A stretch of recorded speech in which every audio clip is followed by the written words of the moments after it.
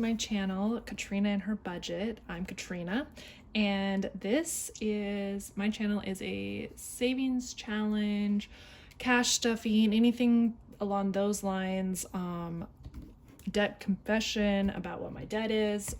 If you like that kind of content, I would love it if you would subscribe and like and hit that notification bell to see when I put out new content. So I guess we'll just jump right into what I'm going to do today.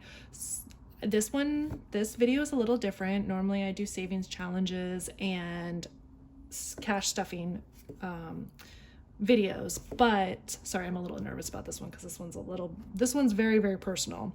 So I wanted to talk about what my current debt is and then kind of what my idea of how I'm going to go ahead and pay that debt off and what I'm going to be doing forward. So I want to first write down what my debt is from lowest to highest, and then I want to show you what I'm going to do for my for October and what I'm going to pay off first and what my process is going to be. And I want to do this every month and kind of go over how much I've paid down every single month. So let's go ahead and just jump right into it. We're going to start with my first debt, which is Amazon.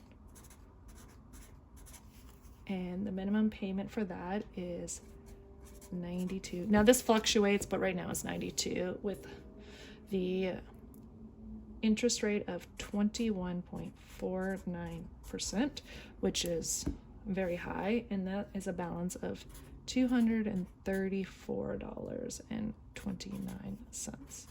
So most of this is just presents and I have my Amazon credit card linked to my Amazon account, and it's very easy to just go in and buy something. So I need to unlink it so that way I'm forced to put in my debit card every single time. And I think that will help with curbing on the spending if I have to actually go grab my debit card to put the information in. So next is Ally, and the minimum payment for that is $96 with an interest rate of 0%, and that has a balance of $762. So this was a personal loan that I took out last year for $1,700, and I've paid it down to $762 as of now. So I've been working on this one quite a bit. Next is going to be my Chase account, and that has a minimum payment of $41 with a 0% interest. So now it's 0% until October of 2023. So this is not as a high priority.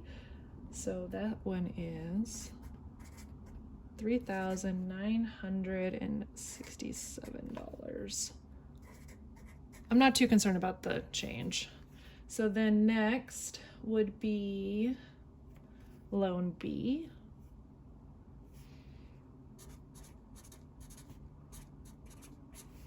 And this has a 0 and a 0%. So this is a family loan, and so there's no interest rate on it, but I want to pay it back. So it's for $5,000, and a lot of it has to do with I went over to Europe this summer, and my family paid for the trip, and then I've been in the process of paying them back. So that's where this comes from. And then the next is going to be Loan A.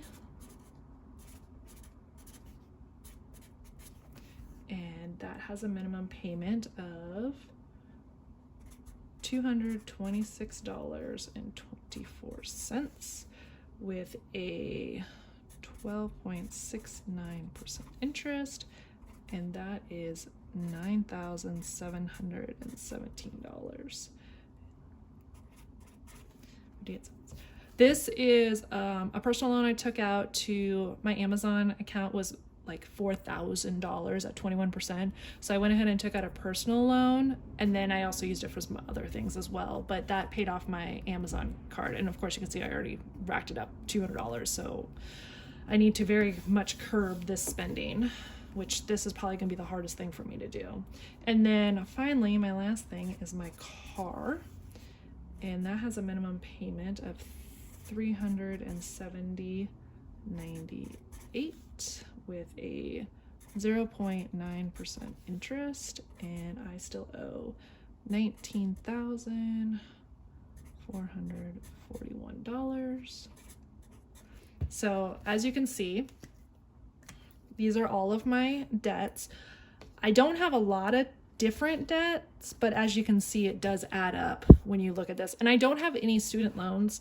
I was in the military for 7 years, and so I got to use my GI Bill. And then after that, I did end up with one loan, I think at the end of my schooling for my bachelor's, my undergrad, and it was about $3,000. And I finished paying off that during COVID because, well, when it was 0% interest, I was trying really hard to just pay down the balance and get that done with. So that's all done. I don't have any more student loans. I don't think I'm going to end up getting that money back. It doesn't seem like they're going to forgive if you were paying on your loan over the course of over COVID, which I kind of think is unfair since we did pay it during that time, but it is what it is.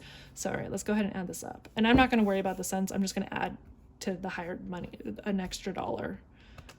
235 plus 762 plus 3,968 plus 5,000 plus 9,718 plus 19,441, which gives us a grand total of $39,124. So that is my total that is my total for what I have for consumer debt, and that is what it is. So my goal is to hopefully have this completely paid off by January of 2024. I'm going to be throwing as much money as I possibly can at this. So next I want to show you in what order I want to pay this, and then kind of what my idea is to keep going forward. So I'll move this out of the way. And we will go with this. Okay, so, sorry, I'm back. First off, we'll go with this. So this is my debt tracker that I want to keep track of. And so I have my top debt that's really important to me, and then I have my secondary debt. So my top one that I really want to have paid off because it has the highest, and I'm going by interest rate for the most part, other than my car, but my car is 0.9% interest, so it's not that much. But I want to go from the highest interest rate to the lowest because these ones over here, I have no interest rate, so I might as well wait on them a little bit and just pay the minimums.